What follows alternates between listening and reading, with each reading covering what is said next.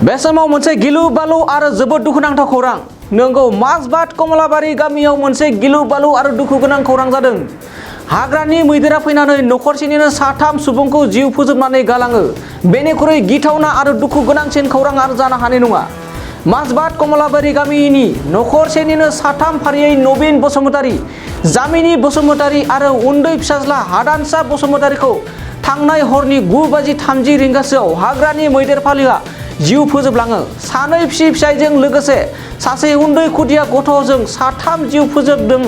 जाय जाथायनि भिडिअ एबा सावगारिखौ जों मोजाङै दिन्थिनो हाया। ओरैबायदि नायथावजायै गिलु बालु साथाम सुबुंखौ गाथारजोबनानै गालाङो।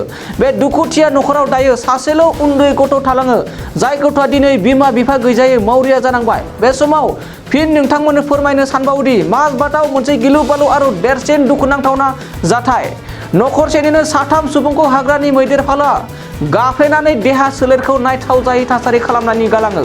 आरो दुखुनांथावसिन बाथ्राया बेनोदि बे दुखुथिया नखराव 8 एबा 9 बोसोर बैसोनि सासेल' गथ' थालांदों। दायो बिमा बिफाखौ नागिरनानै आगोर मोनाखै उन्दै खुदिया गथ'आ।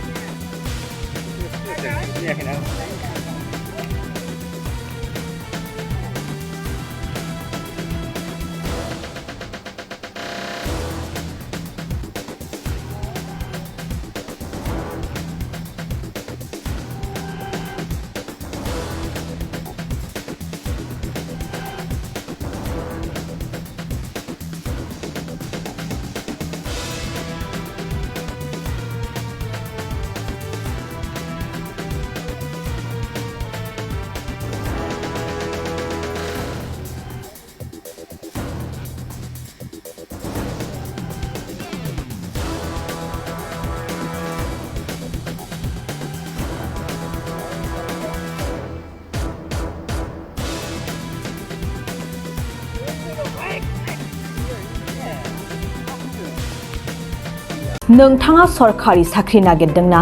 नोंथांनि थाखाय मोनसे गोजोनथाव खौरां। नोंथांनि थाखाय दं एडुकेट पइन्ट, जेराव नोंथाङा सोलोंथाइ लानायनि गेजेरजों सरकारि साख्रिनि गुबुन गुबुन रोखोमनि गोब्राब आनजादफोरखौ उथ्रिसारनो हागोन आरो गावनि आथिङाव गसंथानो हागोन।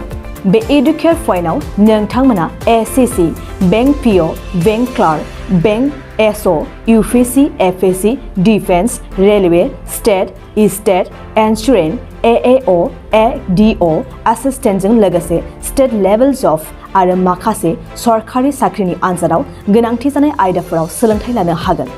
मख'नो गोनांदि बे सोलोंसालियाव साख्रिनिल' नङा, बेयाव एमबिए आरो सैनिक स्कुल बायदियाव एडमिशननि थाखाय एन्ट्रेन्स होनो थाखायबो सोलोंथाइ लानो हागोन। बे सोलोंसालियाव गाहाम थाखो खथानि सुबिदा दं आरो सम मथे नोंथांनि सोलोंथाइखौ बे सोलोंसालियाव होनाय जागोन।